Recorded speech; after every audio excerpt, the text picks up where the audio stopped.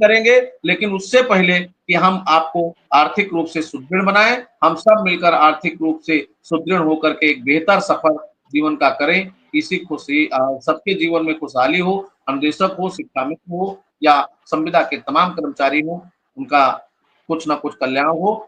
सबसे पहले शिक्षा मित्र और अनुदेशकों का संघर्ष सफल हो, इस पर मिश्रा जी हम लोगों का पूरा फोकस है और सबको चाहूंगा कि पुनः कार्य सरकार में संलग्न रहते हुए आप धैर्य के साथ समय की प्रतीक्षा कीजिए। समय शीघ्र और बहुत जल्द और बहुत ही शीघ्रता के साथ आपको कुछ नए आयाम तक ले जाने का काम करेगा।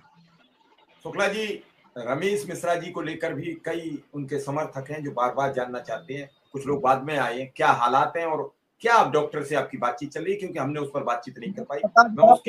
आज से भी बात हुई, हमारे संगठन के लोग भी आए थे, बातचीत हुई है। 2% 3% का कुछ हमको फायदा लगा, डॉक्टर से भी बात हुई है। तो मैं चाहता हूं कि आप सब लोग भरपूर दुआ करिए, आशीर्वाद दीजिए और सहयोग कीजिए।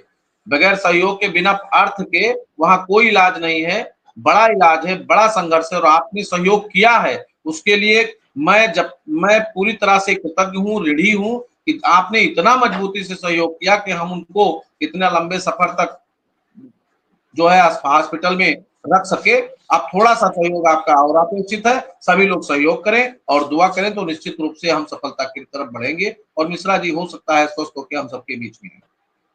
तो क्या आप बोलना चलना शुरू किया, कुछ हद तक कुछ नया अपडेट लेकर हट गया है सर, बाईपास ऑक्सीजन हो गया है, थोड़ा हाथ पांव हिलाना, आंख हिलाना शुरू हुआ है। आज 1 महीने के बाद डॉक्टर बोले हैं सर में थोड़ा तेल मालिश करिए और घंटा आध घंटा उनके पास बैठने की इजाजत हुई है, तो ये बड़ी बात है। और कुछ एक्टिविटी उनकी ऐसी हुई है जिससे लगता है कि थोड़ा रिलीफ।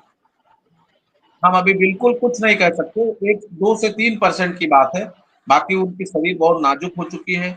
और जिस व्यक्ति को एक सवा महीना हो गया, कोई भी खान पान, कोई भोजन जलपान ना हुआ हो, किसी तरह से ग्लूकोज के बल पर हो, कैसी स्थिति रही होगी, कोमा में हो, अपनी मनोस्थिति सही ना हो।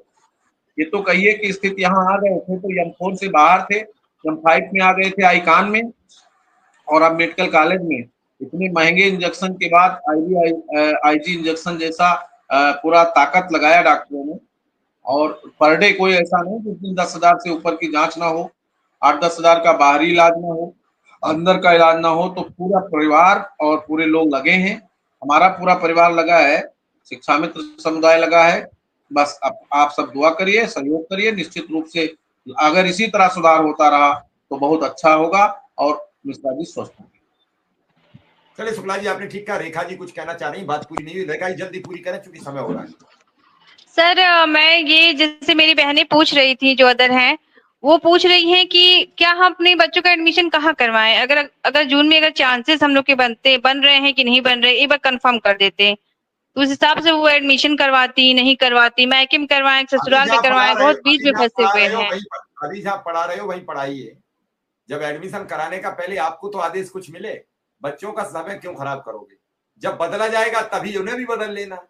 ऐसे जब तक आदेश ना हो, जब तक आपका शासनादेश ना हो, तब तक जहां है आप वहीं सुरक्षित रहिए। शासनादेश के बाद आप सर, अब आप ही लोग का भरोसा है, जल्दी से जल्दी हम लोग का अंतर जनपदीय ट्रांसफर हो जाता। अब हम अपनी दर्द बयान नहीं कर सकते सर कि हम लोग कितने परेशान हैं। मायके में रहना, वो भी इतने सालों से, 10 सालों से रहना, ये आप लोग समझ ही सकते हैं। वो दर्द आपका हमको बहुत पहले पता है और उसी पे हम लोग संघर्ष कर रहे हैं। अगर पता ना होता तो हम संघर्ष क्यों करते, और संघर्ष ना करते तो आपकी ये चर्चा ही ना आती अंतर जनपदीय।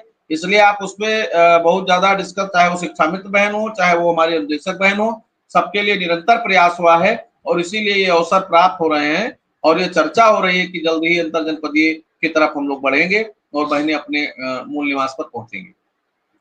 नहीं सर, बस यही है, हम लोग की सारी प्रॉब्लम सर मेन अंतर जनपदीय ट्रांसफर ही है। पैसे बढ़े तो बाद में बढ़े, कोई बात नहीं है, लेकिन सर हम लोग ट्रांसफर पर किसी तरीके से हो जाए। हम लोग सर बहुत परेशान है सिर्फ ट्रांसफर के लिए। आपका ट्रांसफर होगा, अभी जब आदेश होगा तब पुनः एक बार मंच के माध्यम से मैं अपने गोंडा के जागरूक साथियों से, गोंडा के जिला अध्यक्ष से सम्मानित अनुरोध करता हूं कि भाई राजेश त्रिपाठी जी के सहयोग में भरपूर सहयोग करें और उनकी हालात को हम कल उस पर चर्चा करेंगे, जायजा लेंगे क्या स्थिति है। आज जानकारी हुई है तो निश्चित रूप से गोंडा के राजेश तिवारी जी की भी तबीयत बहुत खराब है और लखनऊ के निजी हॉस्पिटल में एडमिट हैं, तो सभी लोग सहयोग करें। धन्यवाद। चलिए, शुक्ला जी का और रेखा जी का बहुत बहुत आभार, धन्यवाद। कल फिर हाजिर रहेंगे, इजाजत दीजिए सभी।